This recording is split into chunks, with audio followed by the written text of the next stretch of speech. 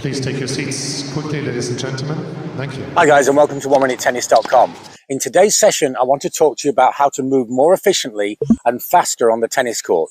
And I want to show you a movement that the pros try to do, but they only do it about 1 in 4 steps. But you can do it every single time, more efficiently, more effectively than the pros. Quite simply, if you apply the movements that I'm going to show you today, you will move faster with less effort on the tennis court. Now, I'm sure everybody here is familiar with the split step, where we make the jump and then move to the ball, rebounding off the court and using the ground reaction force to move quicker on the court. But the pros will try to point the foot in the direction that they want to go on every landing. Now, because of the speed of the rally, they only do this about 1 in 3 or 1 in 4 goes. So the traditional landing is like so, and the ideal landing is where the foot is pointing in the direction that I want to go. I'd like to show you now the benefit of this and why it actually works. And the players watching this video, you probably can make this movement better than the pros because you probably don't split step. And if you don't split step, then you can make this movement every single time.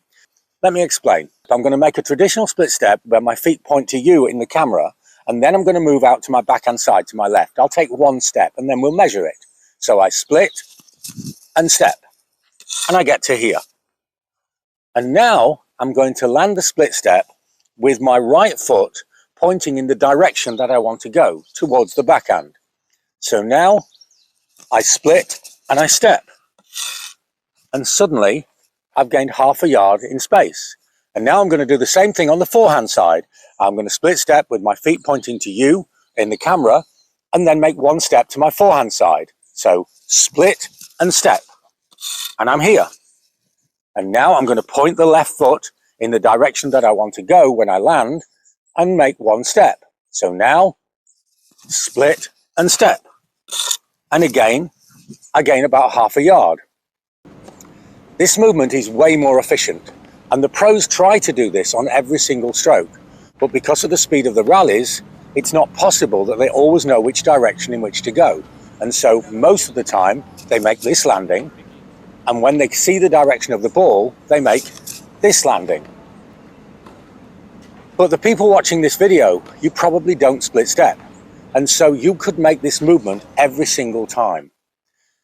The advantages are enormous. It's easier and you cover the court way more efficiently. Also, in terms of the take back of the racket, the preparation of the stroke.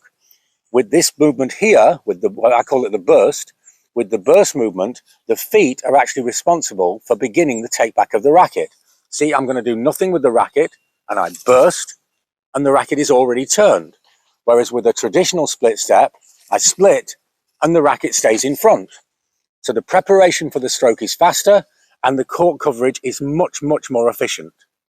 Now, I believe that habits are very easy to form and very hard to break. So I want to show you how to do this absolutely perfectly so that you create a perfect habit, not just a good habit. And the landing of this step is very, very precise. We should land on the front inside of the foot and the heel should not touch the ground. The reason for this is kind of in the anatomy of the foot. The foot has 28 bones, but there's only 2 that we're really interested in. The toes are connected to the foot by the metatarsal. There are 5 of them. The number 1 metatarsal is this one on the inside here. And that bone is surrounded by cartilage and by muscle. And so it can transfer the energy from the toes through the foot. And then there's a bone at the top of the foot here, the talus. And that connects the foot to the shin, to the leg. And that is also surrounded by cartilage and muscle. And that can transfer the energy from the foot into the leg. Kinetic chains always work from the ground up.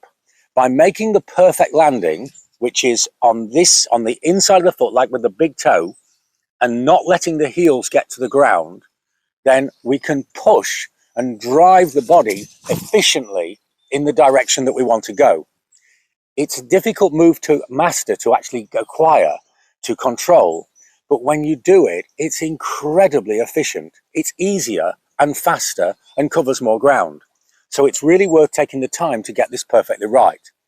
A good way of seeing this, if you're on a clay court, is to look at the steps. I'm going to move to the clay in front of me, which has not been stood on today. And now what I'm going to do is land with the burst movement without the heels touching the ground. And then I'm going to move with the traditional split step, and you'll be able to see that on the first one, you cannot see the imprint of the heel. And on the second one, you can. And then you can test yourself using a clay court or something similar, where you make this movement and make sure that your heel is not visible. Because if the heel touches the ground, you lose the force that you've created that will help you move efficiently and faster on the court. So I move into place here, and I make my burst, and I move. And I can only see the front part of the foot. Now with a traditional split step, I land, and I move, and now I can see the whole of the foot, the burst, and the traditional way. When the heels touch the ground, you lose the ground reaction force, the energy that can push you into the ball.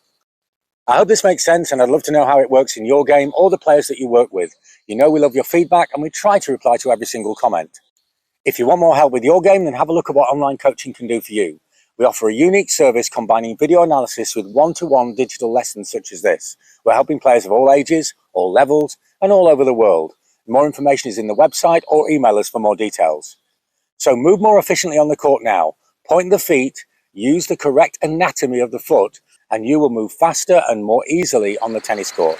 Thanks for watching, and see you next time for more unique tennis lessons that really work.